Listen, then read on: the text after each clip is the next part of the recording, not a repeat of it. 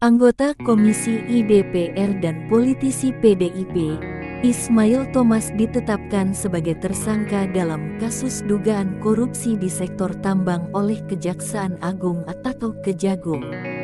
Ia berpotensi menghadapi hukuman penjara selama 5 tahun.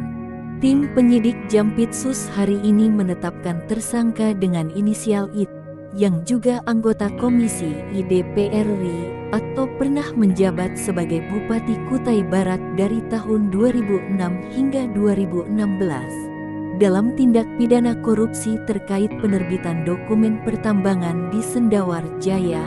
Demikian diungkapkan Kepala Pusat Penerangan Hukum Kejagung, Ketut Sumedana, dalam konferensi pers Selasa, tanggal 15 Agustus tahun 2023. Menurut Ketut Sumedana, Ismail Thomas dijerat dengan pasal 9 dari Undang-Undang Pemberantasan Tindak Pidana Korupsi, berbarengan dengan pasal 55 ayat 1 ke 1 KUHP, yang mengancamkan dengan hukuman penjara selama 5 tahun. Pasal 9 UU tersebut menjelaskan bahwa seseorang, baik pegawai negeri maupun non-pegawai negeri yang memiliki tugas dalam menjalankan suatu jabatan umum secara terus-menerus atau untuk sementara waktu, bisa dikenakan pidana penjara minimal 1 tahun dan maksimal 5 tahun, serta denda minimal Rp50 juta dan maksimal Rp250 juta jika dengan sengaja memalsu buku-buku atau daftar-daftar yang digunakan untuk pemeriksaan administrasi.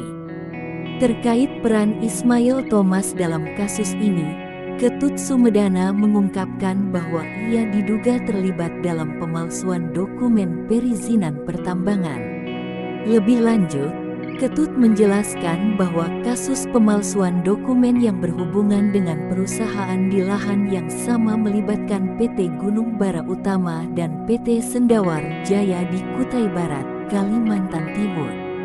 Ketut Sumedana menambahkan bahwa proses peradilan dalam kasus ini masih berlanjut dan ada orang lain yang belum ditetapkan sebagai tersangka.